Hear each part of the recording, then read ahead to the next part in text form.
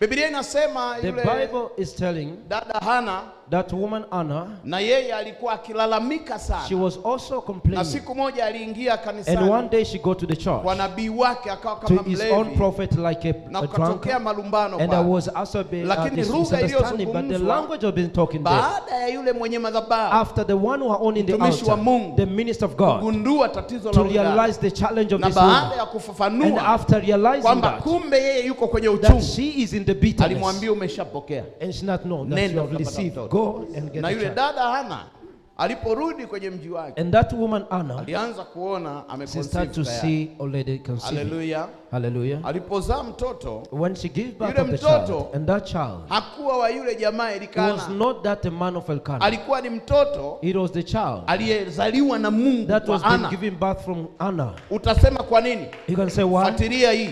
When you follow that, Maana ya neno Samuel, when you follow the name Samuel, maana yake ikitafsiriwa Kigiriki when it's been na translated in Greek, ikitafsiriwa pia Kiebrania, and also been maana translated in yake Hebrew, nimemuomba kwa Bwana. I've asked for God Maana yake huyu that this, hakutoka kwa huyu it jamaa was not come Elikana. from the man Elkanah.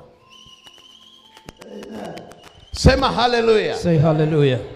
Hakuna jambo litaanzishwa hapa na There is Yesu nothing can start with alafu Jesus likomee kwa Yesu. and to end up with Jesus. Kama Mariamu hakupata spams If za Mary mtoto, never receives a kuna sperm from the watu child, wataendelea kuzaa there are ulimwengu people they will huu. also give this Hata bila child. spams Without atazaliwa the mtoto sperm, they also been amekufanana. given a child who Na look like. mwingine unaweza And ukakutana also naye you can meet them mahali ambapo hukuwahi in the place you kufika have never reached, na mahali ambapo wewe in ni the place mgeni, that you are lakini new, mtoto atatoka but kwa the sura child will yako. come there with Kwa your sababu face. gani? Why? Ufalme wa Mungu Because the unazalisha kingdom of God will hata also bila damu produce yako. without your blood. Wacha nikuulize swali. Let me ask you the Wacha question. nikuulize Let swali. me ask you the question.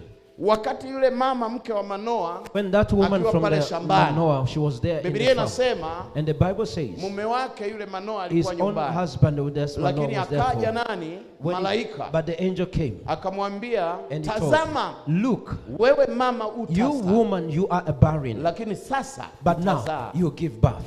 Malaika ndo The anazungumza angel naye. says, we speak for. Akamwambia utazaa mtoto mwanaume Tell the woman kwa sababu atatoka huku juu, to come from the heaven sheria zake and his law. nyinyi msiweke mkasi kwenye Don't kichwa put chake, any Caesar on kwa his head, sababu huyu because na wewe mama and wala this usitumie woman tena and don't vilevi, do anything, don't use usipende any kuonja alcohol, hizo don't divai, use any alcohol. ukamnajisi huyu You mtoto, can atakuwa ni special kutoka will be a juu. special from the heaven, Akamwambia huyu mtoto and this child atakuwa mnadhiri wa will Mungu. be the chosen from God.